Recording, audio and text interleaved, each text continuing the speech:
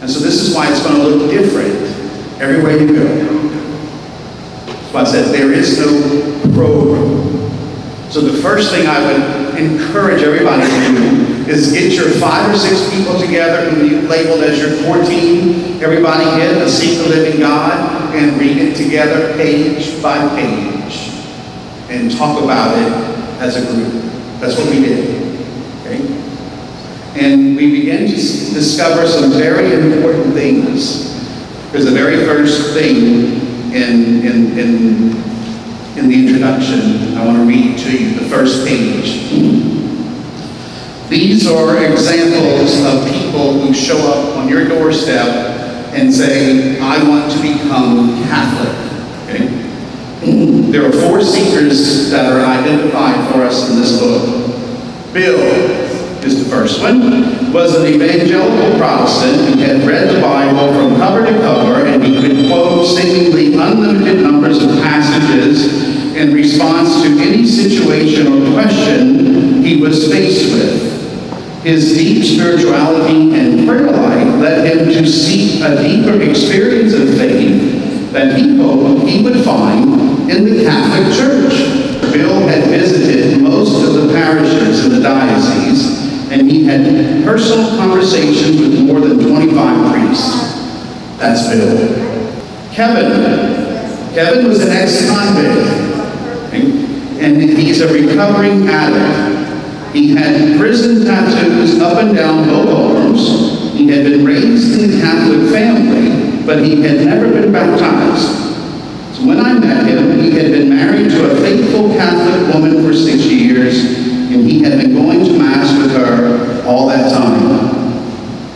Adai had been raised as a nominal Buddhist, but his family was not active in their religion.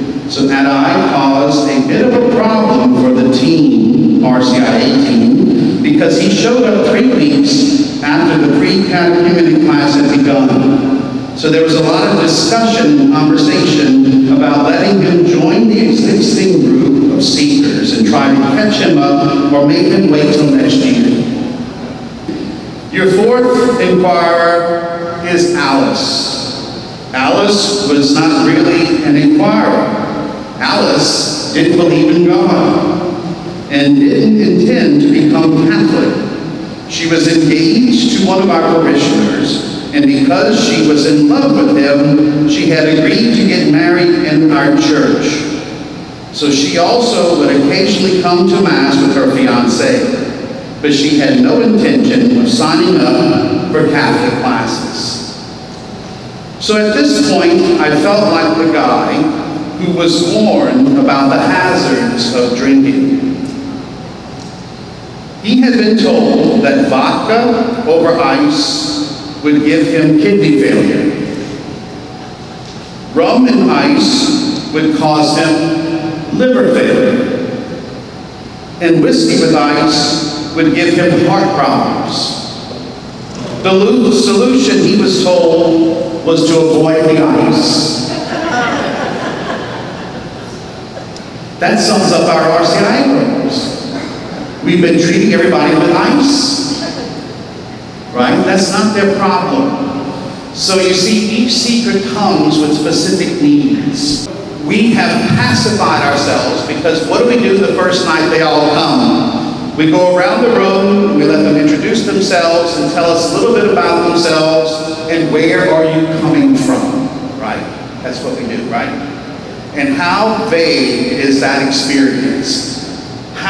What kind of information do you really get beyond a name and an address and that I'm Baptist, Methodist, Episcopalian, I'm Catholic and hasn't been confirmed, or maybe one of these 4. That's all you get. And you know what? We just take that and go to the next step. So we who read this book began last year in our parish. We made very few minor adjustments.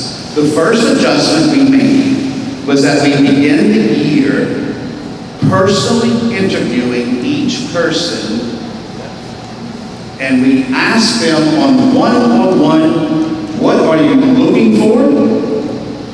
What is it that you feel you need? What questions do you have about the Catholic Church? That's it. I wanted to know those things from you. Each interview was fabulous.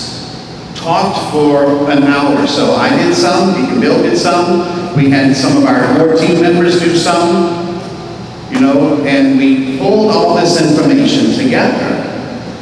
And this is where we begin the process. So we weren't ready yet to abandon our classroom model because we still didn't know what we're going to replace it with. But taking just a few tips from this book is where we started, and that was the first thing we did.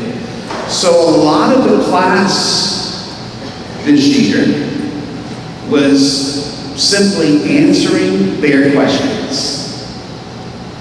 Adjustment number 2 was we took our core team and we divided them up into small groups, and we put these new seekers in groups with them. Okay?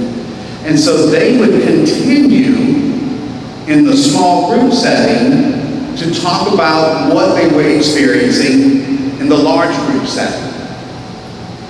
And these are the folks who were meeting them at Mass. I didn't encourage that, it just happened. They started going to Mass together, they started meeting each other for lunches, they started inviting each other over to each other's houses for dinner, because they enjoyed the conversation about faith.